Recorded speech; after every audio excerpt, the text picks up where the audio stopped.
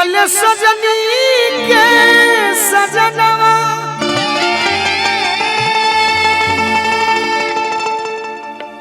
हमार अंग अंग गुलाब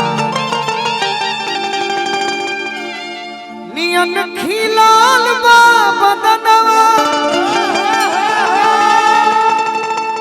सुनी सुनी भगवान अरे जग बिहार हो खेती कि आज राजा जी के तोरवे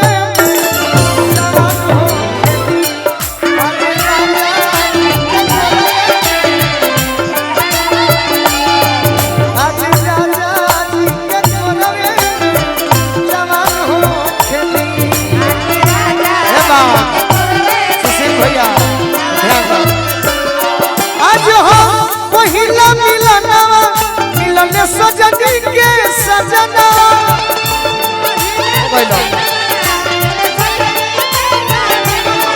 हमारी अंग अंग गुलाब नियन खिलाल बा बदनवा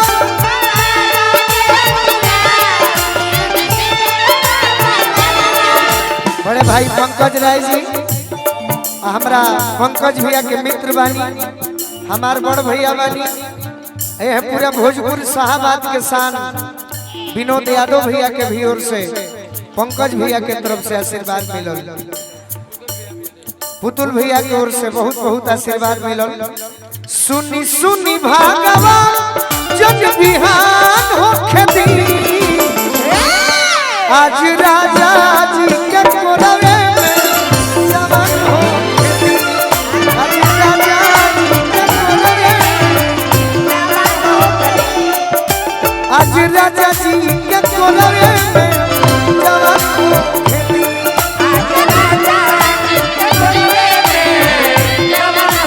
अभी अभी भविष्य के चेयरमैन ना भविष्य के विधायक हमारा विनोद भैया की ओर से आशीर्वाद मिलल का करबई ईडी के छापा का मरवा दे ले आई लगावा नया वही छोटबा राजा लइका ले आई लगावा नया वही छोटबा राजा लइका तू अभी चाहे कुछ मेरे तोहरे पीछा राजा लइका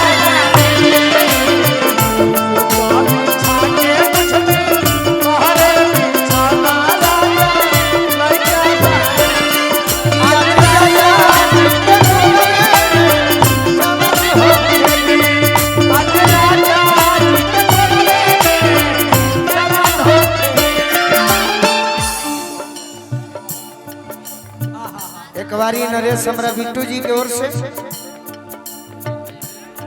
हम नहीं खींची हक मने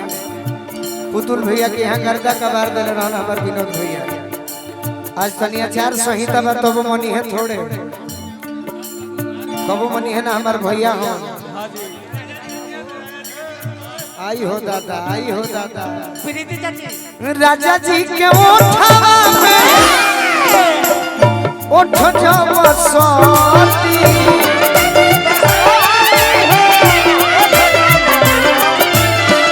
भूख भूख मारी हमारा दिलवा के मोती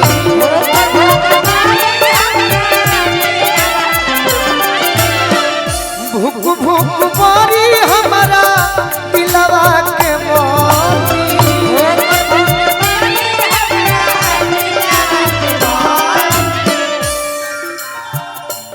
रात भर लभ के दरियावे में रात भर लभ के दरियावे में नहान हो आज राजा जी के कोरवे में जवान हो आज राजा जी के आज राजा जी के कोरवे में जवान हो खेती आज राजा जी के कोरवे में जवान हो खेती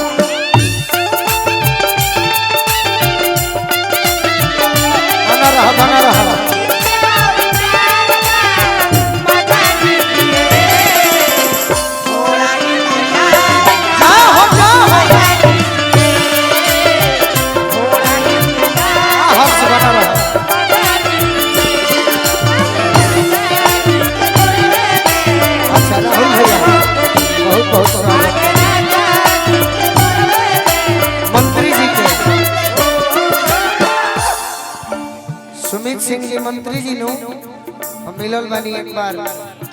डुमरी बुजुर्ग में। हाँ मंत्री जी के पीएस बानी राहुल भैया के बहुत बहुत स्वागत। अच्छा हमरा आरा जिला के सान बनी रहा तब का चाहिए का मामा रोआ गन गनाई पिया तोरा जब उठाई है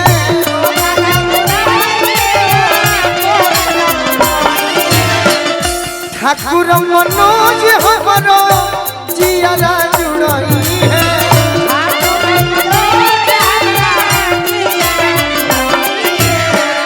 हाजिरी लगावे में बहुत जरूरी नहीं थे बस सतने गोलू राजा के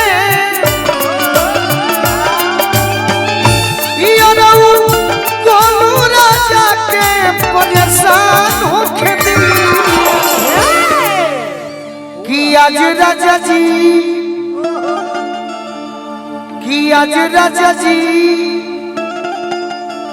के कोरवे में अरे जवान होके भैया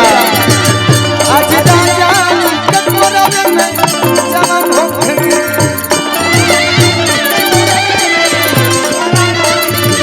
सुनी भगवान जब बिहार होके